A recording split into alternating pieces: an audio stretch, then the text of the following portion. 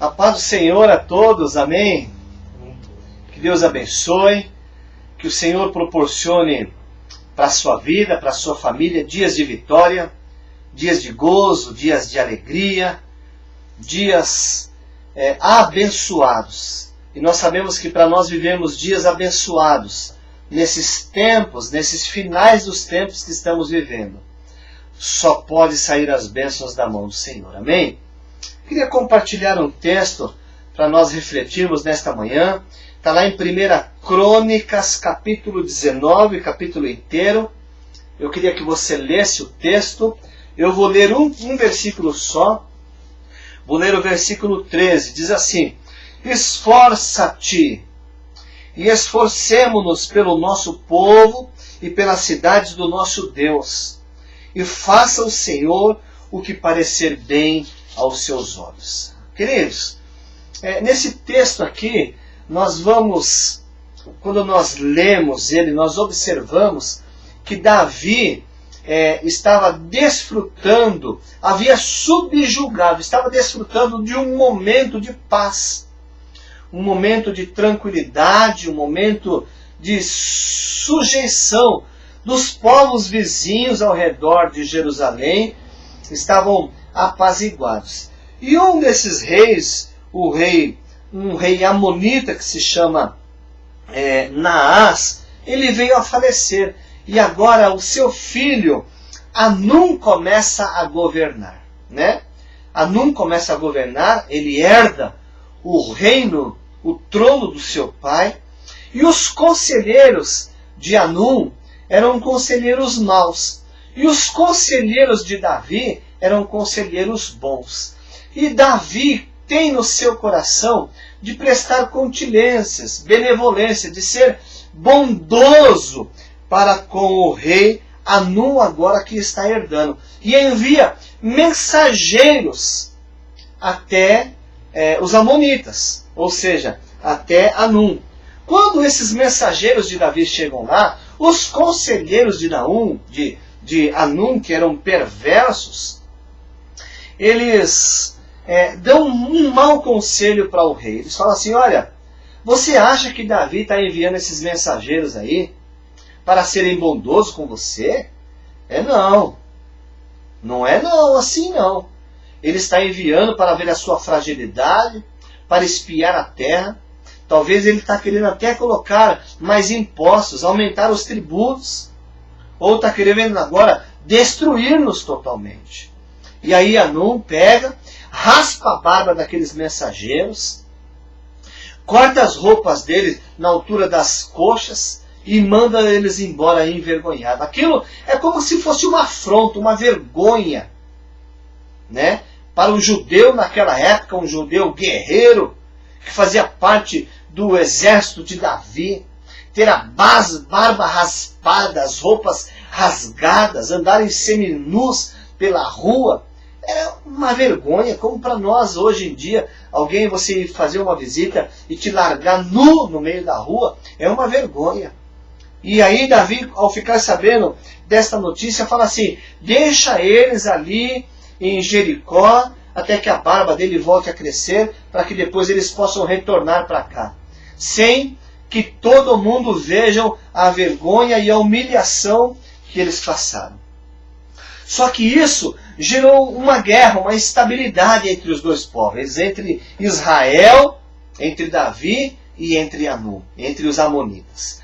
E o rei amonita agora, ele contrata carros de guerra, cavaleiros, exército da Mesopotâmia, dos povos vizinhos, para vir ajudar ele agora nessa circunstância adversa que ele mesmo criou. Né? E Davi, ao ficar sabendo, envia Joabe e Abissai, seus comandantes dos seus exércitos, para enfrentar agora os exércitos dos amonitas e os povos da Mesopotâmia, que foram contratados ali pelo rei amonita. Quando chega lá, Joabe, ele percebeu que o exército de Israel era muito menor. e o adversário que eles iriam enfrentar era muito maior, a tal ponto deles estarem praticamente cercados. E eles montam uma estratégia. Eles falam assim, olha, você toma essa linha de frente aí, e eu tomaria a linha de frente aqui. E aonde nós percebemos que houver a necessidade, se o exército que você está enfrentando se prevalecer contra você, estiver ganhando, e eu vou te ajudar. E se ele estiver ganhando de mim, venha você me ajudar. E ali ele diz aquele versículo que nós usamos como base para o nosso texto. Esforça-te. Esforça-te pela cidade do nosso Deus, pelo nosso povo, e o Senhor faça o que bem parecer aos seus olhos. E nós vemos aí que a batalha foi difícil, foi uma guerra travada, porém naquele primeiro instante o exército recuou. Quando o rei Amonita, ele percebe, aqui está falando que no versículo 16, quando os sírios percebem que foram derrotados diante de Israel, enviaram novos mensageiros e fizeram sair os sírios que habitavam da banda da além do rio. E Sofaque, o capitão do exército de Hadadezer, marchava diante deles. Então, naquele primeiro instante, quando Joabe e Abissai obtêm a vitória e as mãos de Deus é que os favorecia, houve mais uma tentativa, mais um contra-ataque. Chamaram os sírios da banda da além do rio. E aí a mensagem chega aos ouvidos de Davi, e Davi vai os socorrer, e o povo de Israel obteve a vitória. E o que nós podemos aplicar isso para as nossas vidas, para o nosso cotidiano, para as circunstâncias que rodeiam a minha casa, o nosso ministério, as nossas famílias? Queridos, o Senhor falou muito forte ao meu coração. Olha, às vezes, nós como mensageiros das boas novas, e o Senhor Jesus nos alertou. Ele disse assim, eis que vos envio como ovelhas em meio a lobos. E nós vamos, como mensageiros do reino de Deus, enviar a mensagem das boas novas. E chegamos em determinadas circunstâncias onde a maldade, não são as pessoas, mas a maldade que Satanás implanta no coração das pessoas. E vem sobre nós afrontas, vergonhas, adversidades. Somos agora despidos. Precisamos ficar em algum lugar até que a nossa vergonha seja restabelecida. Não é assim que acontece? Muitas das vezes nós passamos pelas mesmas circunstâncias. Isso é travado uma batalha no mundo espiritual. Às vezes nós dizemos assim, puxa vida, quando eu me proponho a servir a Deus, agora eu aceitei Jesus, eu entreguei minhas vidas nas mãos do Senhor, parece que a batalha ficou mais difícil, parece que tudo está dando errado. Às vezes nós temos esse pensamento também. Mas, querido, há uma batalha no mundo espiritual. E o que nós estamos fazendo é adotando essa mesma estratégia. Essa mesma estratégia que Abissai e Joabe adotaram. Aonde a guerra estiver mais ferrenha, nos avise que nós estaremos orando e mutuamente nos ajudando, para que o nome de Deus seja santificado. Lembre-se do versículo, esforça-te pelo povo de Deus, pelo nome do Senhor. Nós precisamos honrar o nome de cristão, o nome do Senhor na qual nós somos conhecidos, dar um bom testemunho, guerrear as guerras do Senhor, para que o nome de Deus seja santificado através das nossas vidas. Usando da mesma estratégia, mutuamente, indo, ajudando-nos uns aos outros em oração, em clamor, e certamente o Senhor estará atento. E a prove ao Senhor e que faça o Senhor o que lhe bem parecer aos seus olhos. Não desista da guerra. Vá em frente.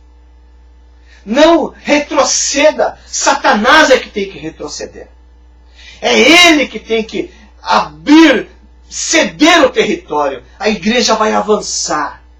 Nós iremos avançar em nome do Senhor. E o Senhor fará o que lhe bem parecer aos seus olhos. Amém? Eu quero que você medite nesta manhã sobre esse texto. Entregue a sua vida. Não retroceda. Confie no Senhor. Lembre-se de Davi.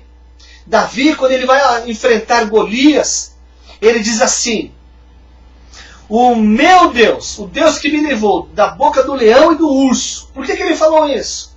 Porque ele foi defender as ovelhas que não eram suas, mas que eram do seu pai. Então ele estava zelando pelas ovelhas do seu pai. Ele sabia que ele iria prestar conta daquelas ovelhas. E quando ele chega agora, ali para enfrentar, para levar pão para os seus irmãos, alimento para os seus irmãos que estavam na guerra, ele ouve aquele filisteu afrontando o exército do Deus vivo, e ele fala assim: quem é esse incircunciso que está afrontando ao exército do Deus vivo? Ele não estava preocupado com a sua reputação. Ele estava preocupado com a reputação do exército do Senhor. Estava preocupado com o nome do Senhor sendo banalizado, sendo afrontado, ridicularizado. E ele toma aquela guerra para si. E Deus o exaltou. Porque ele se comprometeu com o reino de Deus, com as coisas do reino de Deus. Ele sabia que não podia ridicularizar daquela forma. Ele traz para si a guerra, para si, ele toma para si a guerra. Como Joabe, como Abissai, trouxeram, enfrentaram aquela adversidade, mas eles iriam. Os irmãos, Abissai e Joabe, eles adquiriram essa forma, essa conduta, observando a Davi, porque Davi guerreava as guerras de Deus.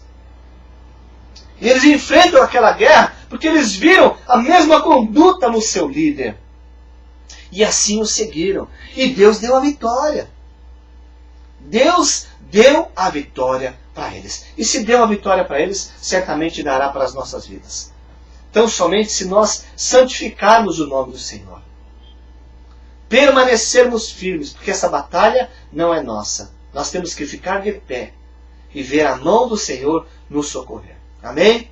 Que Deus te abençoe, que o Senhor te guarde, que o Senhor proporcione força, vigor e que a pessoa do Espírito Santo esteja sobre sua vida. Vamos orar agora junto comigo, em nome do Senhor.